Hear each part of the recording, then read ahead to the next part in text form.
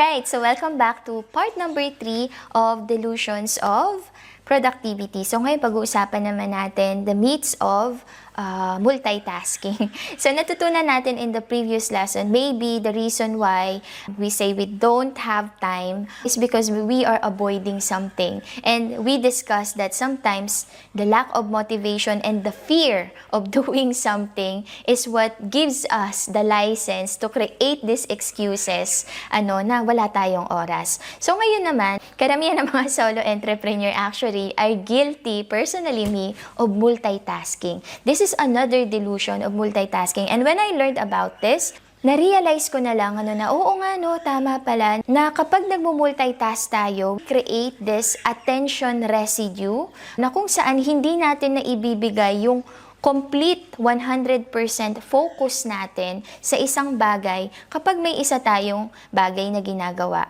So, one thing that I want you to do right now is to close your eyes, okay?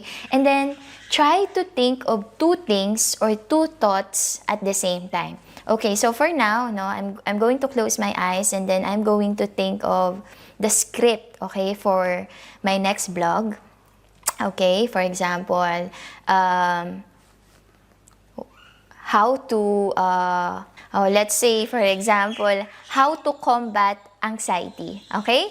So, iisipin ko yung thought doon. But at the same time, I am going to teach you the lesson about multitasking right now. So, two thoughts, multitasking and then how to combat anxiety. So, ang hirap, di ba? So, you can't give your focus, di ba, into one certain activity at the same time. So, meaning, our attention is not focused or centered into one specific goal, giving your best. So, meaning, when you do this, our focus is not completely centered to any of those two tasks we are doing. So, for example, if you're my student and you're watching my webinar or my lesson, but at the same time, you're on Facebook, scrolling, chatting or commenting to someone, liking their post, for sure, hindi mo na masyadong na-absorb yung lesson ko kasi nga, because your mind is also divided into composing the thought as a reply to that post, right? So, hindi mo masyadong na-absorb yung lesson. There's this famous author whose name is Csikszentmihalyi.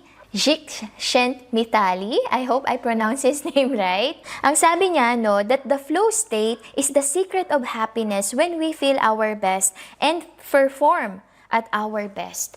So, ibig sabihin meron pala tong bagay na tinatawag na flow state. And as someone who wrote my ebooks, okay, my courses such as this, content creation with my YouTube channel, I normally get into my flow state kapag gigising ako ng alas 3 or alas 4 na madaling araw. Yung tipong tahimik lahat, walang distraction, I chuck my phone away.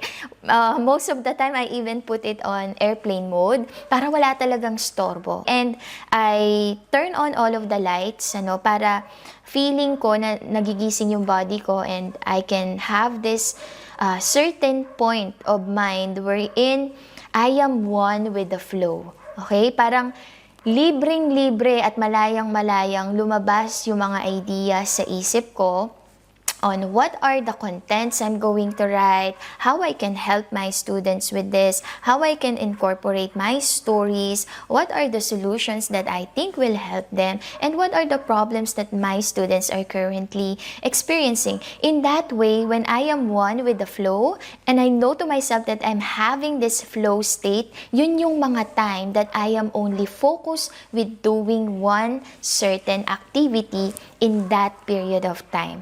Doon ko masasabi talaga na nabigay ko yung 100% ko, yung focus ko, and my very best into getting things done. So, sabi niya rin dito, I'm reading his book, he said something like, flow state is the secret to happiness when we feel our best and perform at our best. I believe that, kasi when I'm writing my ebook, that is the time I am really like releasing all of me, okay? The best in me. When I'm writing all of the thoughts and the idea in complete focus. So sabi niya rin dito that multitasking is switching from one task to the other, which leads to attention residue. Meaning, our focus is not completely centered. So productivity without enjoyment as well is not interesting but rather feels frustrating. So napakahalaga pala that when you're doing one certain task, that you are also enjoying and you don't feel frustrated doing it.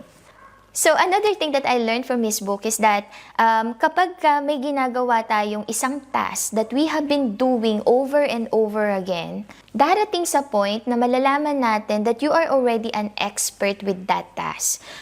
You know it completely, you are a pro, and you will realize na meron tayong tinatawag na comfort zone and stretch zone. So, comfort zone is when you keep on doing one task over and over again, pero hindi na siya nag-level up or hindi na nag-improve.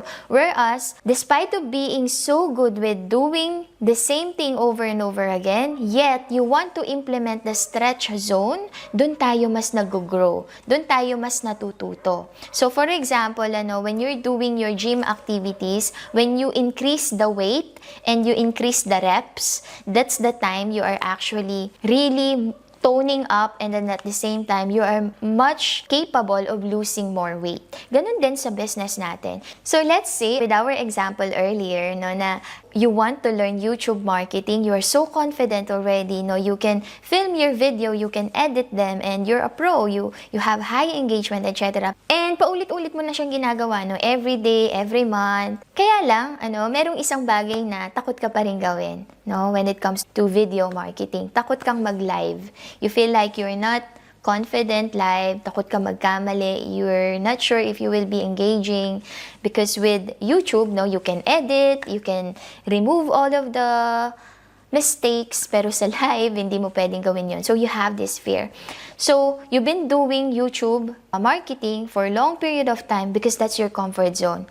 Kaya lang, takot kang mag-stretch, to the stretch zone. So this author said something like, we need to incorporate other tasks, in order for us to grow more. So another tip in order for you to get more things done and be productive, aside from completely forgetting about multitasking and stretching your comfort zone, is to avoid distraction. It's very simple, guys, pero marami sa atin are always distracted, especially on social media. So for example, me, as a course creator, I need to focus with the script of my lesson. And when I'm doing that on Word document, I need to make sure that I turned off the Wi-Fi. As in, para hindi mag-pop up yung mga notification sa social media kasi we are avoiding distractions. And I don't want my flow state to be disturbed. So, ganun ka rin dapat sa business mo, lalo na if you are thinking about content marketing, about your marketing plan, about your tactics, napakahalaga na nandun ka sa flow state and you're not being distracted by so many other environmental distractions na nasa paligid mo. Because once you get distracted at nandun ka na sa peak ng flow state mo, napakahirap na niyang ibalik. So, believe me on that. I also believe in doing one thing at a time. Napakahalaga kasi na you enjoy every moment and phases of your business. Na, for example, if your focus now is YouTube marketing, then focus with YouTube marketing. Saka mo na i-incorporate yung TikTok, saka mo na i-incorporate si Instagram, saka mo na i-incorporate yung brand collaboration, blogging, being a curator, so many different ways. Pero kung focus mo ngayon, for example, is TikTok, so be it. And enjoy the moment. And the good thing about that is that you are centered and you're really giving your 100% into one task, during this period of time. And there is joy in that. Diba? Sabi ko nga sa inyo, fun factor. And then at the same time, nagkakaroon ka nung focus and flow state in this moment. So we get this thing that the author calls happy moment. So we get happier, which is exactly what the author is saying, that when we're at our flow state, parang mas masaya tayo, It's less burden, it feels easy, you're one with the flow, and at the same time, isa lang yung focus mo. Hindi masyadong mahirap, especially if you're new with productivity, right? And the reason to that is that you can put your whole heart, mind, and soul into it. So, the activity for today is that kailan mo huling na-experience na nandun ka sa flow state wherein feeling mo nasa cloud 9 ka, feeling mo ang gaan-gaan gawin lahat ng task, merong fun factor, you are happy, you don't need motivation to get it done, parang kahit walang reward, no, masaya kang gawin siya, you feel inspired, you feel happy, you feel like you will do it kahit walang mag-motivate sa'yo, kahit walang magbigay sa'yo ng pera, no? Kahit wala ka munang kinikita. When was the last time you felt like you are born doing something? Na binigay mo yung buong isip mo, yung buong kaluluwa mo, yung buong pagkatao mo sa ginagawa mo. So comment down below because I want to know. Because I believe that we all had this magical moment wherein we saw ourselves at the flow state and we felt much happier. Okay? So, I hope you're learning a lot of things with this, guys, and I hope you enjoyed our lesson with the 3 delusions of productivity. So, in the next lesson, I'm so excited to teach you more about productivity hacks. So I can't wait to see you in the next lesson because we are going to discuss about how you are going to build discipline in our lives. Kasi kung hindi pala mahalaga ang motivation para gawin natin yung isang bagay at discipline is the much stronger factor to combat lack of motivation, the question is, paano natin i-build yung discipline, which is actually one of the hardest, okay, to implement as a solo entrepreneur. I can't wait to see you inside. I hope you're excited. So see you there.